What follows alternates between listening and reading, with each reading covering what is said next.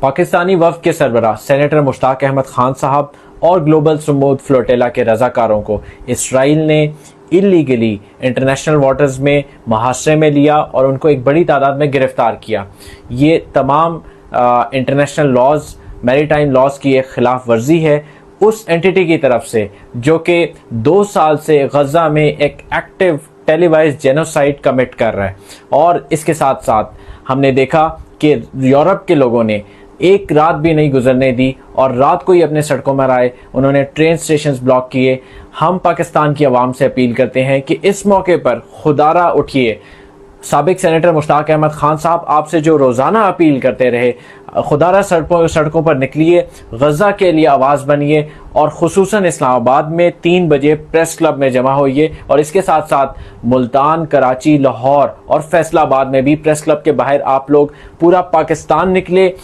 یک آواز ہو کر نکلے۔ نہ صرف گلوبل سمود فلوٹیلا کو سیف پیسج اور ان کی رہائی کی بات کی جائے، بلکہ غزہ میں جاری نسل کشی کی اور اسرائیل کی ناکہ بندی اور اس کے کرائمز کو آویزہ کیا جائے، اور حکومتوں سے ڈیمانڈ کیا جائے کہ فلسطین کے لیے آواز بنیے،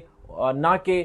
نسل کشی میں کمپلیسٹ اور سپورٹر بنیے۔ بات صرف فلوٹیلا کی نہیں ہے، فلوٹیلا تو اس جینوسائیڈ کو روکنے کے لیے اور انسانی امداد کی راہداری کو کھلوانے کے لیے تھا، اور یہ مشن انشاءاللہ جاری رہے گا۔ لیکن اس کے ساتھ ساتھ اس سے بھی بدترین جو صورتحال ہے وہ ٹرمپ پلان کی شکل میں سامنے آئی ہے، جہاں پہ اسرائیل کو جو فتح وہ گزشتہ 2 سال کی انتہائی کوشش کے باوجود حاصل نہیں کر سکا تھا، وہ فتح اسرائیل کو پلیٹ میں رکھ کر پیش کی جا رہی ہے، اور پاکستان اس پلان کا پورا حمایتی ہے اور اس میں شامل ہے۔ تو اس لیے ہم اس وقت نہ صرف فلوٹیلا کے لیے نکلیں گے، بلکہ ہم اس ٹرمپ پلان کے خلاف کہ جب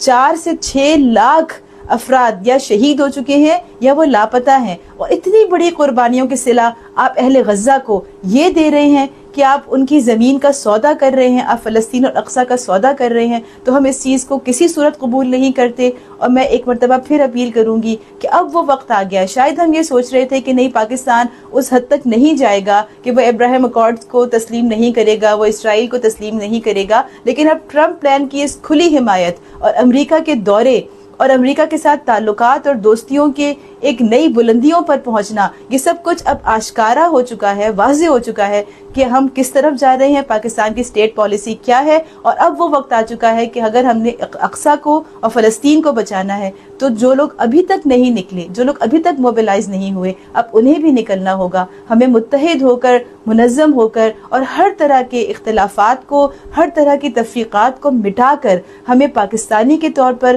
انسانیت کے نام پر اور اسلام کے نام پر نکلنا ہوگا، اور اقصیٰ اور فلسطین کی آزادی کے لیے اپنا کردار ادا کرنا ہوگا۔